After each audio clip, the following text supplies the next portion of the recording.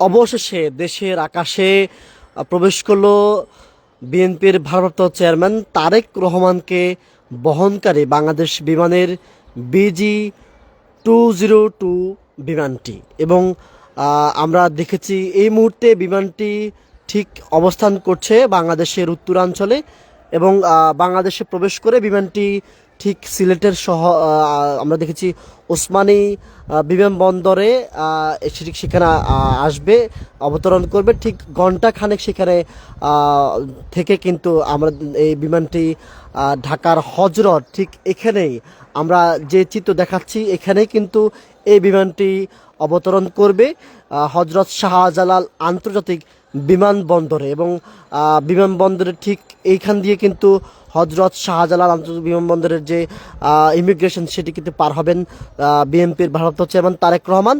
এবং তারেক রহমানকে ঘিরে কিন্তু বিএনপির নেতাকর্মীদের মধ্যে এক ধরনের যে উচ্ছ্বাস উদ্দীপনা সেটি কিন্তু আমরা দেখে আসছি। সারা দেশব্যাপী হাজার হাজার নেতাকর্মী, লাখো নেতাকর্মী কিন্তু বাংলাদেশের রাজধানী ঢাকা শহরে ভিড় করেছে। এবং বসুন্ধরার পাশে 300 ফিট সড়কে কিন্তু আজকে তারেক রহমানের জন্য কিন্তু সংবর্ধনার আয়োজন করা হয়েছে, মঞ্চ তৈরি করা হয়েছে। বেশ কদিন ধরেই কিন্তু এমন একটি আয়োজন আমরা দেখেছি বিএনপির পক্ষ থেকে করা হচ্ছে। এবং আজকে ঠিক সকালের চিত্র যদি আপনাদেরকে জানাতে চাই যে রাজধানীর বিমানবন্দর সড়কে দীর্ঘ যানজট সৃষ্টি হয়েছে, মানুষের ঢল নেমেছে, দেশের বিভিন্ন প্রান্ত থেকে রাজধানীগামী অনেক মানুষ এসেছে। এবং এই মুহূর্তে কিন্তু আমি এখন যেখানে আছি ঠিক তার পাশের সড়কগুলোতেও কিন্তু নিকুঞ্জগামী যে সড়কগুলো আছে সেখানেও কিন্তু মানুষের স্লোগান দিচ্ছেন, যারা বিএনপির নেতাকর্মীরা স্লোগান দিচ্ছেন তাদের আমি স্লোগান শুনতে পাচ্ছি। এবং একটি তথ্য যেমনটা আপনারা জানান যে বিএনপির চেয়ারপারসন খালেদা জিয়া তিনি রাজধানীর বসুন্ধরাস্থ এভার কেয়ার হাসপাতালে দীর্ঘদিন যাবৎ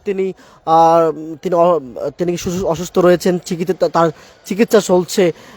এই সময়ে তার দেখভালের জন্য কিন্তু আমরা দেখেছি তারেক রহমানের সহধর্মিণী বেগম জুবাইদা রহমান তিনি এসেছেন। এবং তার আগমনকে ঘিরেও কিন্তু আমরা দেখেছি নেতাকর্মীদের এক ধরনের উচ্ছ্বাস।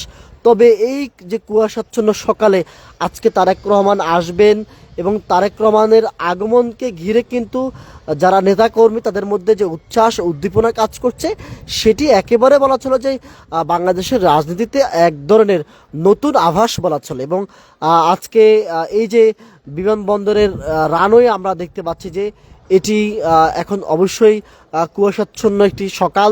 এবং আপনারা জানেন যে ঢাকার এই মুহূর্তে আবহাওয়া এতটাই যে কুয়াশাচ্ছন্ন যে রাজধানীর আবহাওয়ার কারণে কিন্তু দূর দূরান্তের কিছু দেখা যাচ্ছে না।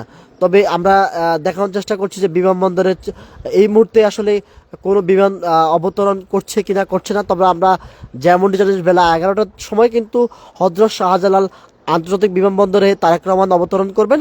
বাংলাদেশ বিমানের বিজি ফ্লাইট নাম্বার হচ্ছে যে 202 এবং এটি গতকাল মধ্যরাতে লন্ডনের হিথ্রো বিমানবন্দর থেকে কিন্তু উড্ডয়ন করেছে এবং কিছুক্ষণ আগে বাংলাদেশের আকাশসীমায় প্রবেশ করেছে এবং কিছুক্ষণের মধ্যেই সিলেট ওসমানী আন্তর্জাতিক বিমানবন্দরে প্রবেশ করবে। এবং সেখান থেকে কিন্তু তারেক রহমান সেখানে থাকবেন ঠিক আধা ঘন্টা 1 ঘন্টা সময় কিন্তু সেখানে অপেক্ষা করবেন। এবং সেখানের পরে কিন্তু তিনি হজরত শাহজালাল আন্তর্জাতিক বিমানবন্দরে আসবেন। এবং বিমানবন্দরে আসার পরেই বিশেষ করে আমরা জানি যে তাকে সংবর্ধনা আয়োজন করা হয়েছে। কিছুক্ষণ আগে তাকে বহনকারী যে বাসটি বিশেষভাবে তৈরি হয়েছে সেটি কিন্তু হজরত শাহজালাল বিমানবন্দর এলাকায় পৌঁছেছে। এবং বসুন্ধরার পাশে 300 ফিট সড়কে কিন্তু তাকে সংবর্ধনার জন্য বিশেষভাবে আয়োজন করা হয়েছে, মঞ্চ তৈরি করা হয়েছে। তার যে নেতাকর্মী অনেকে কিন্তু এখানে উপস্থিত রয়েছেন, অনেকেই ভিড় জমিয়েছেন যে বিমানবন্দর সহ বিভিন্ন এলাকায় তারা অবস্থান করছেন। 300 ফিট সড়কে গতকাল রাত থেকে অনেক নেতাকর্মী অবস্থান নিয়েছেন। দর্শক, আমরা আসলে যেমনটি জানাচ্ছিলাম যে তারেক রহমান দেশের মাটিতে ঠিক কিছুক্ষণের মধ্যে পা রাখবেন এবং তিনি দেশের আকাশে ইতিমধ্যে চলে এসেছেন। দীর্ঘ 17 বছরের প্রতীক্ষার অবসান হতে চলেছিল। এই ছিল আমার কাছে সর্বশেষ। সবার আগে সর্বশেষ খবর জানতে সঙ্গে থাকুন কালের কণ্ঠে। জুনায়েদ আল হাবিব, কালের কণ্ঠ।